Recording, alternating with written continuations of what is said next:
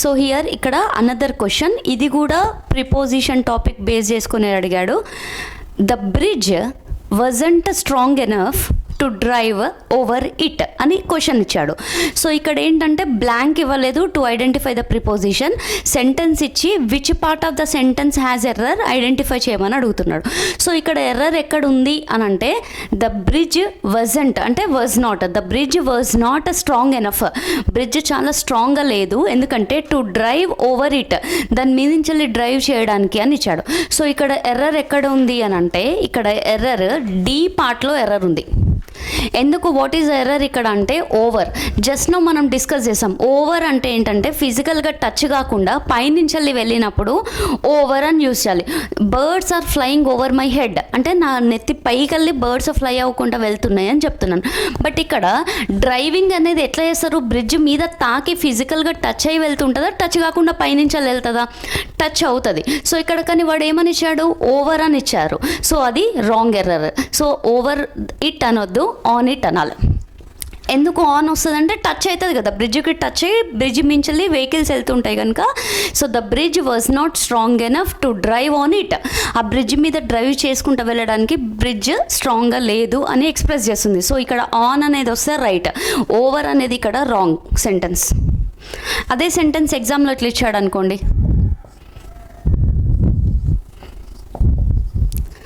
The birds are flying dash my head.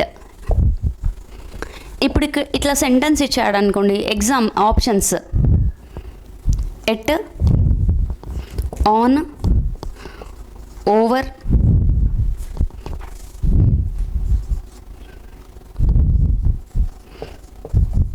About, ఇట్లా 4 options ఇచ్చిండు అనుకోండి. ఇక్కడ చూడాలి ఏమంటున్నాడు, ద బర్డ్స్ ఆర్ ఫ్లయింగ్, ఎక్కడ ఫ్లై అవుతున్నాయి, డాష్ మై హెడ్, నా తలకాయ మీద అని చెప్తున్నారు. ఇక్కడ ఆన్ యూజ్ చేస్తే ఏమవుతుందంటే తలకాయకి టచ్ అవుతుంది అని, టచ్ అయ్యి ఎట్లా బర్డ్స్ ఫ్లై అవుతుంటాయి, టచ్ కాకుండా పైనుంచి ఫ్లై అవుతాయి కనుక ఇక్కడ ఓవర్ అనేది రైట్, ఓవర్ మై హెడ్ అని యూజ్ చేయాలి. ఇక్కడ ఏంటి డ్రైవింగ్, ఇక్కడ బ్రిడ్జ్ ఉంటే బ్రిడ్జ్కి టచ్ అయ్యి ఇక్కడ వెహికల్స్ వెళ్తూ ఉంటాయి కదా, ఇక్కడ టచింగ్ ఉంది కనుక ఆన్ ఇట్ అని యూజ్ చేయాలి.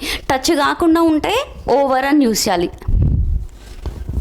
సో హియర్ మళ్ళీ ఒక 2 క్వశ్చన్స్ చూడండి. ఇప్పుడు 4th and 5th questions. How long dash German when you joined as a Humboldt fellow in 2003 అని ఒక క్వశ్చన్, కొన్ని ఆప్షన్స్ ఇచ్చారు. And next question, she was me by chance and dash the car.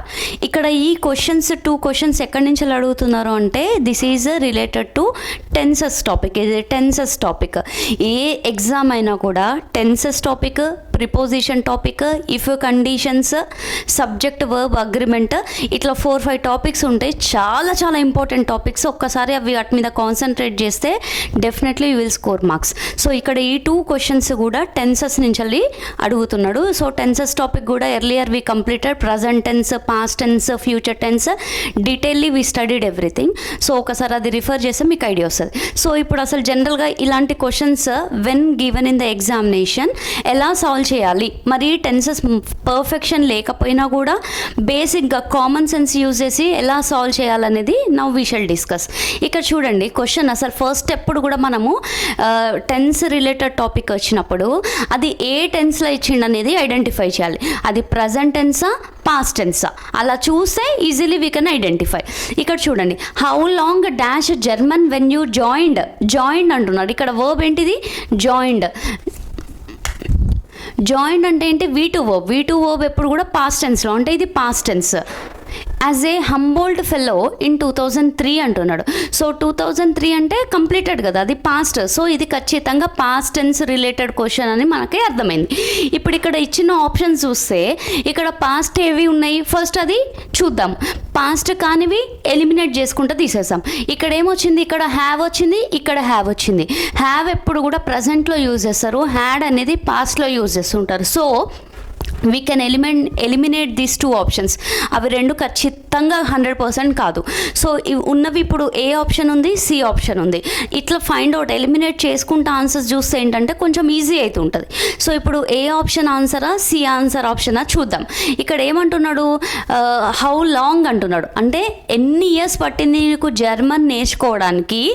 As a హెంబోల్ట్ fellow in 2003 అక్కడ ఇన్స్టిట్యూషన్లో join అయినప్పుడు, ఏదో ఫెలోషిప్కి join అయ్యాడంట అతను.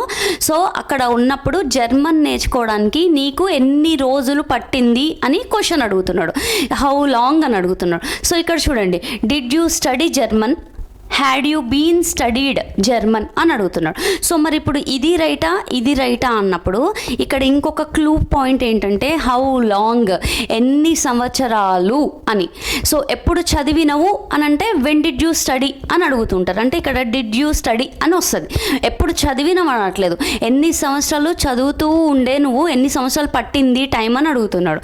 So ఇక్కడ how long వచ్చినప్పుడు హ్యాడ్ బీన్ అనేది కంపల్సరీ ఉండాలి. ఇది answer C. How long had you been studied German when you joined as a Humboldt fellow in 2003. So ఎన్ని ఇయర్స్ నువ్వు జర్మన్ స్టడీ చేసావు అని క్వశ్చన్. సో ఇది answer C is the option.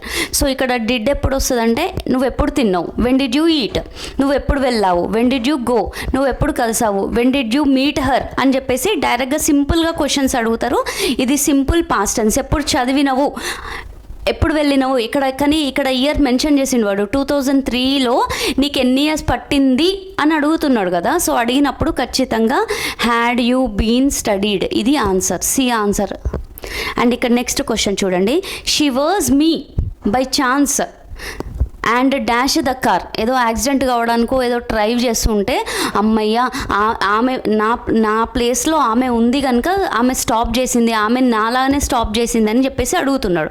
So ఇక్కడ కూడా అసలు ఇది ఏ టెన్స్, ప్రజెంట్ టెన్సా, పాస్ట్ టెన్సా ఫస్ట్ ఫైండ్ అవుట్ చేయాలి. ఇక్కడ షీ వర్జ్ అంటున్నాం. సో వర్జ్ అనేది ఏంటి, పాస్ట్ టెన్స్ రిప్రజెంట్ చేస్తుంది. అంటే ఇది past tense related question.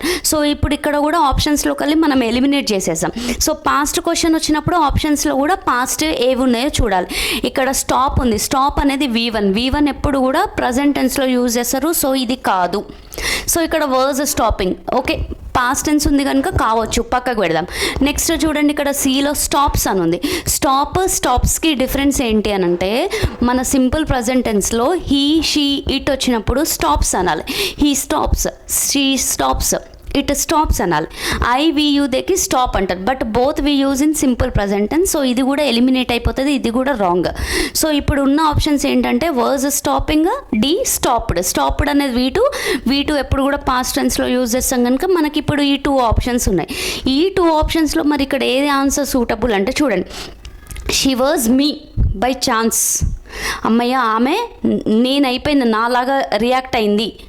And dash the car, and ఏం చేసింది, కార్ని ఏం చేసింది, ఇక్కడ చూడండి వర్జ్ స్టాపింగ్ ద కార్ అంటారా. వర్జ్ స్టాపింగ్ అంటే స్టాప్ చేస్తూ ఉంది అంటారా. కార్ ఆపుతూ ఉండడం ఏంటి, అది meaningless. So by chance and stopped the car అనేది ఆన్సర్ ఇక్కడ. So and stopped the car. So ఇది కూడా tense related question. These are the bits we are discussing today from the previous model papers.